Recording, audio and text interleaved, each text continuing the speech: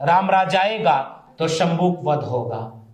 इसलिए हम शंबुक को मानने वाले लोग एक सवाल करते हैं कि रामराज नहीं, आप राम को अपने पास रख लो, राज हमारे पास दे दो, हम संविधान का राज बनाएंगे। ओबीसी महासभा के कार्यक्रम में इतने वक्ता क्यों रखे गए?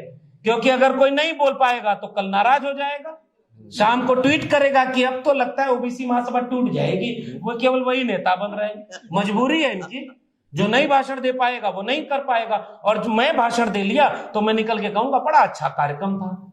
इससे उबरना होगा। नाक बड़ी हो गई हमारी, दिल छोटा हो गया, और इसीलिए वो जो दुश्मन के लोग, वैचारिक दुश्मन लोग हैं, वो हमें आपस में लड़ा लेते हैं। चिल्लाई ने ये भाषण दिया कि यहां बैठकर ये तय हो जाएगा कि भाषा आपकी बताएगी कि कौन विपक्ष में बैठेगा, कौन पक्ष में बैठेगा, और शाम तक उन्हीं का सांसद, इस देश के चुने हुए मुसलमान सांसद को कटुआ, मुल्ला और आतंकवादी कहता है। ये नई संसद के पहले दिन की घटना है। हम जानते हैं कि रामराज लोकतंत्र नहीं था। हम चाहते हैं कि इस देश में कोई राज हो तो वो संविधान का राज हो, और दूसरा कोई राज नहीं। सपने दिखाए गए थे कि 2 करोड़ रोजगार मिलेगा, सपने दिखाए गए थे कि 15 लाख हर अकाउंट में आएंगे, सपने दिखाए गए थे कि 100 स्मार्ट सिटी, स्मार्ट गांव बनेंगे, सपने दिखाए गए थे कि पढ़ेगा इंडिया तो आगे बढ़ेगा इंडिया। और हकीकत यह है कि अब चुने हुए नेताओं का काम अब रह गया है कि धार्मिक स्थलों का उद्घाटन करें। आज का सबसे बड़ा एजेंडा इस देश का क्या है कि मंदिर बन गया और वहीं बन गया, राम राज्य आ रहा है। और राम राज्य में एक लक्ष्मण यहां खड़ा होकर पूछ रहा है कि वंचितों और शोषितों की जगह कहां है। मैं जब जिल्ले इलाई कह रहा हूं तो समझ तो रहे ना किसको कह रहा है, क्योंकि वैचारिक मंच पर नाम नहीं लिया जाता बहुत हल्के लोगों का। आज ऐसे वक्त में हम यहां इकट्ठे होकर हक अधिकार की बात कर रहे हैं, जिस वक्त देश में धर्म का काम करने वाले राजनीति कर रहे हैं और राजनीति का काम करने वाले धार्मिक काम में लगे हैं। बहुत बहुत धन्यवाद ओबीसी महासभा के सभी आयोजन समिति के सदस्यों का, और सभागार में मौजूद आप सभी लोगों का अभिवादन। आज ऐसे वक्त में हम यहाँ इकट्ठे होकर हक अधिकार की बात कर रहे हैं, जिस वक्त देश में धर्म का काम करने वाले राजनीति कर रहे हैं और राजनीति का काम करने वाले धार्मिक काम में लगे हैं। ऐसे वक्त में 3 आइकॉन जो पूरे बहुजन आंदोलन की हैं, माता सावित्रीबाई फुले, फातिमा शेख और अवंतीबाई लोधी, उन्हें याद कर रहे हैं उस वक्त जिस वक्त इस देश में मणिपुर में महिलाओं को निवस्त करके घुमाया जा रहा हो और जिल्ले इलाही खामोश हो, बिल्किस बानो के बलात्कारियों को रिहा कर दिया जा रहा हो, उन्हें फूल माला से स्वागत किया जा रहा हो, और जब सुप्रीम कोर्ट इस पर लताड़ लगाए तो कहा जा रहा हो कि वो फरार है। ऐसे वक्त में हम उन आइकॉन को याद कर रहे हैं जिन्होंने आइडिया ऑफ इंडिया के जरिए ऐसा भारत बनाया जिसमें कम से कम ऐसे दृश्य नहीं होने चाहिए थे। मगर अफसोस कि हम सावित्रीबाई फूले के सपनों का भारत अभी नहीं बना पाए। अवंतीबाई लोधी वीरांगना रही।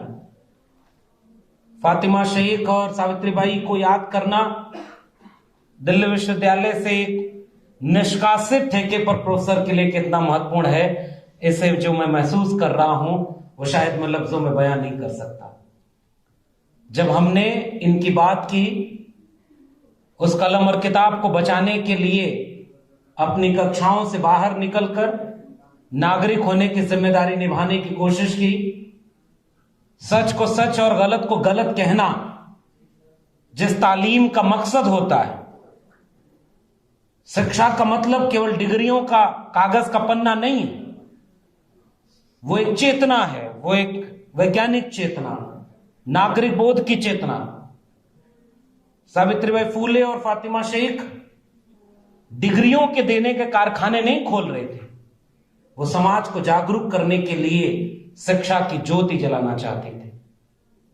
और आज जहां हम खड़े हैं, मेरे अपने दिल्ली विश्वविद्यालय में मेरे ही साथ की आंदोलनों के साथी, वैचारिक साथी डॉक्टर रितु, मुझे तो प्रक्रिया का पालन करके निकाल दिया ताकि बोलना न पड़े कि क्यों निकाला है।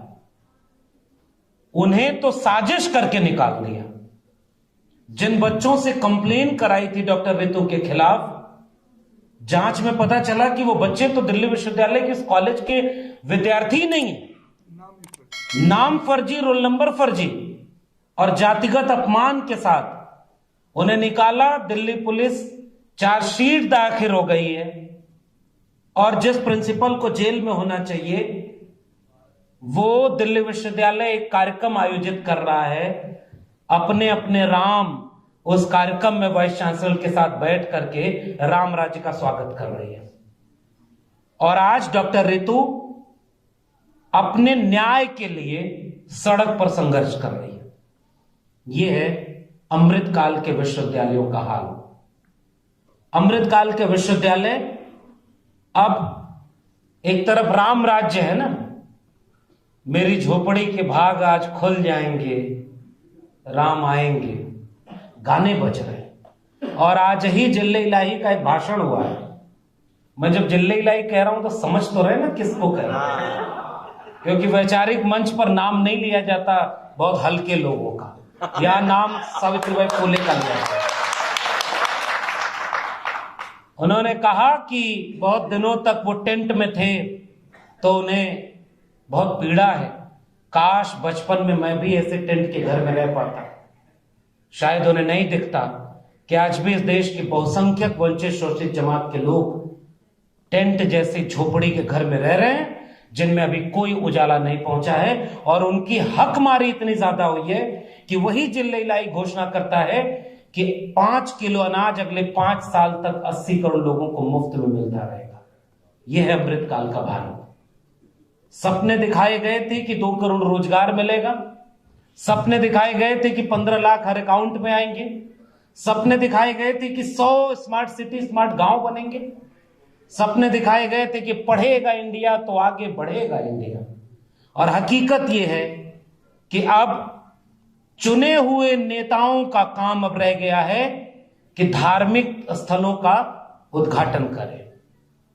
आज का सबसे बड़ा एजेंडा इस देश का क्या है कि मंदिर बन गया और वहीं बन गया, राम राज्य आ रहा है। और राम राज्य में एक लक्ष्मण यहां खड़ा होकर पूछ रहा है कि वंचितों और शोषितों की जगह कहां है। यह विडंबना और विरोधाभास है। हम जानते हैं कि राम राज्य लोकतंत्र नहीं था। हम चाहते हैं कि इस देश में कोई राज हो तो वो संविधान का राज हो और दूसरा कोई राज नहीं। उस संविधान ने सबको बराबर का हक दिया। उस संविधान ने यह हक दिया कि जिसे मंदिर बनाना है, मंदिर बनाने वाले, मंदिर में आस्था रखने वाले मंदिर बनाए और उसका कार्यक्रम करें। मस्जिद बनाने वाले उसका काम करें, चर्च और गुरुद्वारे वाले अपने धर्म का प्रचार करें। यह संविधान इसकी इजाजत देता है। लेकिन जनता का वोट लेकर के सत्ता पाने वाले स्कूल, कॉलेज, विश्वविद्यालय बनाए, इसके लिए भारत का संविधान लिखा गया था। और वो लोग केवल धार्मिक काम कर रहे हैं और उनकी बिकी हुई मीडिया दिल्ली विश्वविद्यालय के इन प्रोफेसरों के किस्से को नहीं कहेगी कि एक विश्वविद्यालय के प्रोफेसर आज किस स्थिति में खड़े हुए। और आज ओबीसी महासभा का कार्यक्रम है।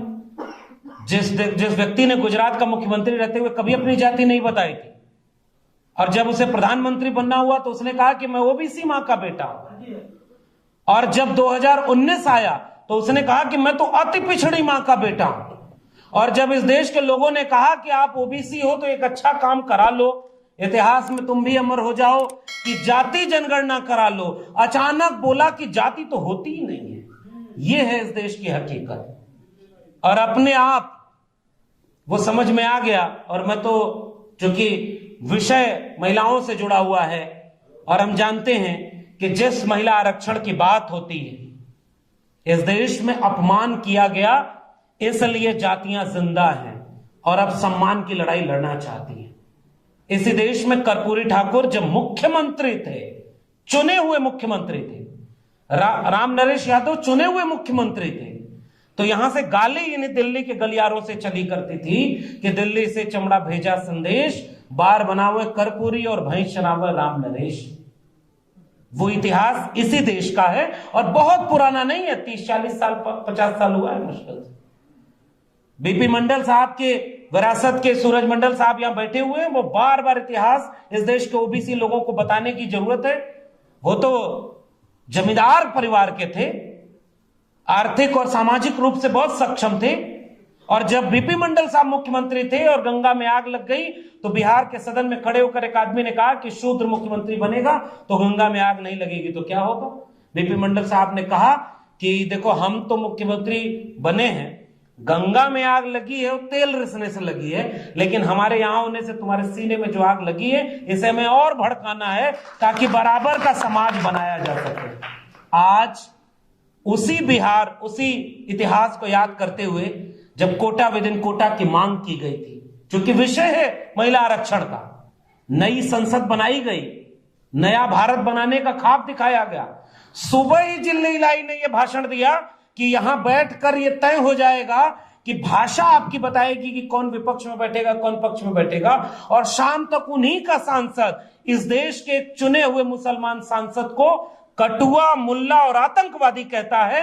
यह नई संसद के पहले दिन की घटना है। उस जगह पर आज आप सम्मान और हक की लड़ाई लड़ने आए, इसलिए वंचित शोषित सबकी बात करते हैं। ज्योतिबा फूले और सावित्रीबाई फूले को उनके पिता ने जब घर से निकाला कि स्कूल खोलना और बच्चों को शिक्षा देना धर्म विरोधी काम है, इसलिए घर से निकल जाओ, अपना घर का आंगन खोल दिया था। उसका नाम था उस्मान शेख और उनकी बहन थी फातिमा शेख। उन दोनों ने मिलकर के शिक्षा की ज्योति जलाई। यह है सोशल जस्टिस का आइडिया। सब मिलकर के वो कलम और किताब का भारत बनाना चाहते थे। उस नई संसद में खड़े होकर पहला कानून पेश किया, नारी शक्ति वंदन अधिनियम, और ऐसा नाम दे करके जब मांग हुई कि कोटा विद इन कोटा उसमें होना चाहिए, एक दौर था, और ये आखिरी बात है क्योंकि बहुत वक्त हो गया है, एक दौर था हमारे नेताओं में यह साहस हुआ करता था कि दंगाई रथ के सामने खड़े हो जाएं और रथ अगर न रुके तो रथ चलाने वाले को जेल में डाल दे। यह साहस हमारे नेताओं में एक जमाने में हुआ करता था। हमारे नेताओं में एक जमाने में यह साहस था कि अगर उत्तर प्रदेश के मुख्यमंत्री हैं और मुख्यमंत्री ने कानून की रक्षा की शपथ ली है, संविधान की शपथ ली है, तो कोई दंगाई भीड़ अगर किसी पर हमला करने जा रही हो तो उसको रोकने के लिए, कानून और संविधान को बचाने के लिए अगर गोली चलानी पड़े तो भी चलाने का साहस था। और इन रथ रोकने वाले और गोली चलाने वाले को कभी जेल नहीं हुई। और जो दूसरे मुख्यमंत्री बने वो ओबीसी समाज के थे और उन्होंने शपथ पत्र दिया था संसद में, सुप्रीम कोर्ट में, कि हम विवादित ढांचे पर कोई भी कुछ भी होने नहीं देंगे, और उनके रहते वो हुआ। उन्हें एक दिन की जेल भी होनी पड़ी थी। कानून का राज कहां था और कानून के खिलाफ कौन था। आज चूंकि वक्त ऐसा है कि ये सारी बातें बोल दीजिए तो लोगों की भावना आहत हो जाती है, और इस पर भावना नहीं आहत होती कि जो राम को लाए हम उनको लाएंगे। राम किसको लाए थे और कौन राम को ला रहा है? धर्म कहां खड़ा भाई? जिल्ले इलाही की 1000 फोटो लगी है और राम की 1 फोटो लगी हुई है। देखा आपने वो तस्वीर? इससे भावना आहत नहीं होती। इसलिए आज वक्त ये है, 22 जनवरी को उनकी तरफ से ऐलान होगा कि आज से यह भारत अब राम राज्य में प्रवेश करेगा। 22 जनवरी के बाद इस देश के SC ST OBC का इम्तिहान होगा कि 22 जनवरी के बाद भारत का संविधान कितना बचेगा। इसकी तैयारी हमें करनी है, संविधान को हाथ में लेकर। और महिला कोटा विद इन कोटा, और उसका वो किस्सा कि जब सदन में खड़े होकर लालू, मुलायम और शरद यादव ने विरोध किया तो उन्होंने कहा था 3 यादवाज अगेंस्ट वुमेन रिजर्वेशन, जबकि शरद जी ने खड़े होकर कहा कि 33% क्या 50% करना है तो 50% रिजर्वेशन महिलाओं को दो, लेकिन कोटा विद इन कोटा के साथ ये मांग होनी चाहिए। लेकिन अखबार में कौन, टेलीविजन में कौन, और महिला विरोधी घोषित कर दिया। आज हम शुक्रिया अदा करते हैं उन पार्टियों का भी जो 2010 में जाति जनगणना के समय थोड़ी चाल चल दिए, इसलिए जाति जनगणना एक्ट के तहत नहीं हो पाई, लेकिन आज वो भी जाति जनगणना की बात करते हैं, न्याय यात्रा निकाल रहे हैं और वो कहते हैं कि सामाजिक न्याय होना चाहिए, तो हम विचारधारा के साथ उन सारे लोगों के साथ खड़ा होना चाहेंगे जो वैचारिक रूप से हमारे साथ खड़े हैं। और उन्होंने ये कबूल किया कि हमसे अतीत में गलती हुई कि हम कोटा विदिन कोटा की मांग नहीं मान पाए थे। तो हम तो जानते हैं दिल बड़ा करने का वक्त है। आज अभी हमारे एक लोग कह रहे थे कि शिकारी आएगा, जाल फैलाएगा, दाना डालेगा, फंसना मत। ये बात तो हम लोग देश में घूम घूम के कह रहे हैं। ओबीसी महासभा के कार्यक्रम में इतने वक्ता क्यों रखे गए? क्योंकि अगर कोई नहीं बोल पाएगा तो कल नाराज हो जाएगा, शाम को ट्वीट करेगा कि अब तो लगता है ओबीसी महासभा टूट जाएगी। वो केवल वही नेता बन रहे हैं, मजबूरी है इनकी। जो नहीं भाषण दे पाएगा वो नहीं कर पाएगा, और जो मैं भाषण दे लिया तो मैं निकल के कहूंगा बड़ा अच्छा कार्यक्रम था। इससे उबरना होगा। नाक बड़ी हो गई हमारी, दिल छोटा हो गया। और इसीलिए वो जो दुश्मन के लोग, वैचारिक दुश्मन लोग हैं, वो हमें आपस में लड़ा लेते हैं। ओबीसी का हक कौन मार गया? इन्होंने खा लिया। भाई जाति जनगणना करा के हमको बता दो, 2 कदम हम पीछे हो जाएंगे। हम तो तुम्हारे हित की बात कर रहे हैं।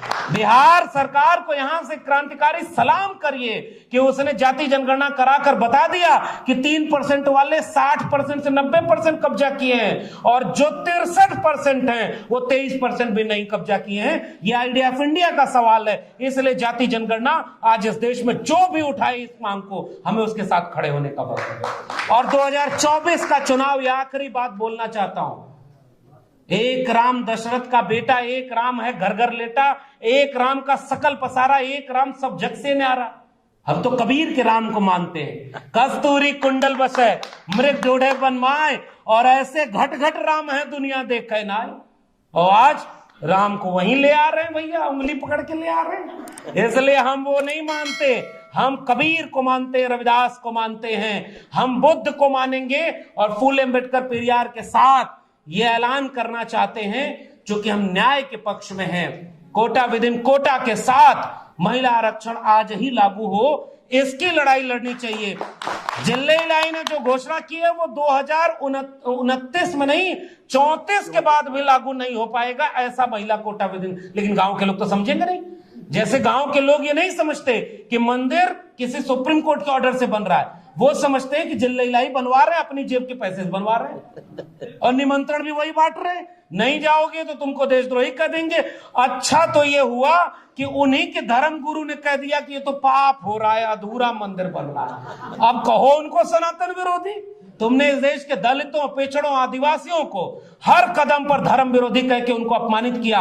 देखिए, धर्म का काम करने वाले जोर से बोलते हैं, उनके सामने कैमरा माइक लाइव चल रहा है। अयोध्या में सब टेलीविजन चैनल का वहां पर सेंटर खुल गया है, रोज दिन रात अयोध्या दिखाई जा रही है। लेकिन इस देश में शिक्षा की मांग करने वाले लोगों की लड़ाई को कोई लड़ना नहीं चाहता है। इसलिए कई बार हमारे लोगों को भी लगता है कि अब तो एक ही तरह का नैरेटिव है। लेकिन हम लोग इस मंच से कहते रहेंगे, शिकारी आएगा, जाल फैलाएगा, दाना डालेगा, लेकिन चिड़ियों फंसना मत। मगर एक बात और याद रखिएगा, जाल में कबूतर ही फंसाए जाते हैं, बाज नहीं फंसते। इसलिए अगर ताकत का एहसास हो कि आपको अगर आबादी ज्यादा है तो जिम्मेदारी भी ज्यादा है। और मैं ओबीसी लोगों से एक ही गुजारिश करता हूं, प्रोफेसर रतन लाल ने जो बात कही उसको इंडोर्स करते हुए कहता हूं, डॉक्टर रितु अगर कोई लड़ाई लड़े और उसके साथ अगर ओबीसी के लोग नहीं खड़ा हैं तो माफ करिए 85% की बात करना बेमानी है। अगर डॉक्टर लक्ष्मण यादव के साथ अन्याय हुआ और उसके साथ पूरा दलित समाज खड़ा हुआ तो यह बताने की जरूरत नहीं है कि 85 और 90% लोग एक हैं, क्योंकि वो रिश्ता सामने दिख जाता है जरूरत पड़ने पर कौन किसके साथ खड़ा है। आखिरी वाक्य, दिल बड़ा करें और नाक छोटी कर लें। आइए मिलकर के, बहुत बुरा वक्त आने वाला है और इसकी घोषणा नहीं होगी, ये चुपचाप आएगा। रामराज आएगा तो शंबुक वध होगा। इसलिए हम शंबुक को मानने वाले लोग एक सवाल करते हैं कि राम राज नहीं, आप राम को अपने पास रख लो, राज हमारे पास दे दो, हम संविधान का राज बनाएंगे। बहुत बहुत धन्यवाद।